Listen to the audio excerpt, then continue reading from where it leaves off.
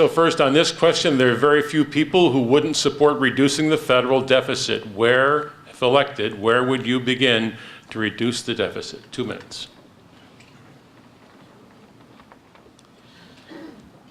The bottom line is, the easiest, the best, the smartest way to reduce the deficit is to grow the economy.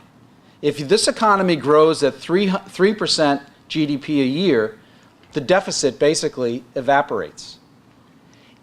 But we have to also recognize that there are all sorts of things layered throughout the existing system that are inefficient, that are wasteful, that are ineffective. Look at the way in which the Veterans Administration has handled its administration over the last number of years.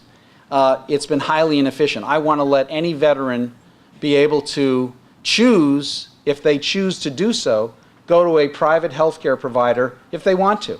They came up with this arbitrary 40-mile limit, and I think that's not instilling enough competition that we need to do, because there is a fair amount of waste in the system. Competition will fix that.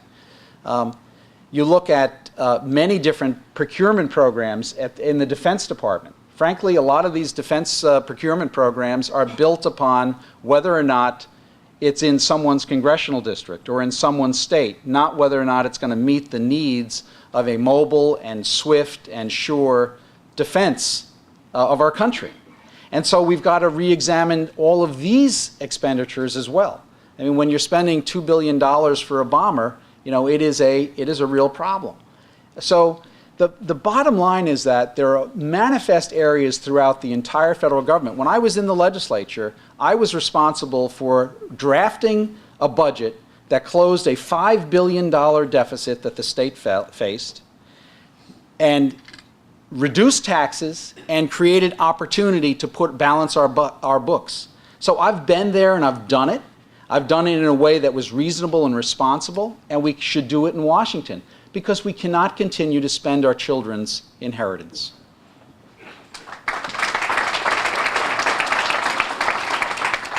So I will address the deficit issue, but I just want to clarify something if people aren't entirely clear. I do not believe the government should be picking and choosing. I want a more competitive economy. I want to see more independent businesses coming up with ideas, competing with each other, having access to capital, that lifeblood that you need to be able to make it through a tough year when the energy prices are too high.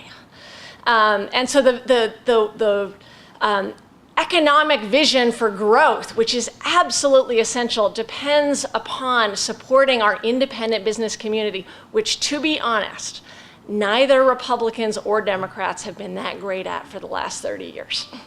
There's been a lot of lip service, but I'd say neither party has been a friend of the independent business owner in the last 30 years. I'm pretty independent. I think hopefully you know that by now.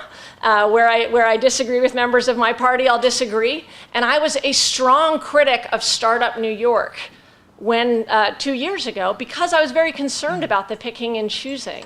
And I think instead we should be supporting a truly open, competitive marketplace. Areas for, besides growth, which is absolutely essential, one of the big areas we have to look at as a real result of corruption is we have over $1 trillion in tax expenditures every year that the federal government is sort of sending out the door. And these are tax expenditures that go to the biggest companies who spend a lot of money on lobbying and then get, you know, loopholes you can drive a truck through that you are not getting as an independent business owner. And that's really money that we're losing. I mentioned this before, but GE in 2011 makes $14 billion in profit, 0 in federal income tax. That doesn't make any sense except as a result of lobbying. And that's really distorting an open, competitive marketplace. John, 1 minute. Well, Ms. Teachout mentions tax expenditures. What are the biggest tax expenditures as they're defined by the federal budgeteers? It's the home mortgage interest deduction. It's your exclusion from employer-provided health care. That's not taxable. And it's your state and local tax deduction. Those are the biggest tax expenditures. She lives in this little fantasy world of oh, these big corporations, they're the ones that are burdening you and beating you up every day.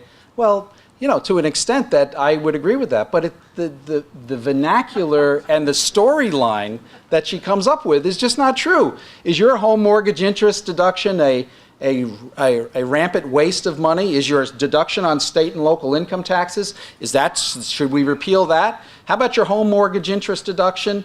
These things, or your exclusion from employer-provided health care. You're not taxed on that. Perhaps my opponent thinks those three things. Those are the biggest tax expenditures in the budget, those three things. So I'm really mystified how she describes this topic.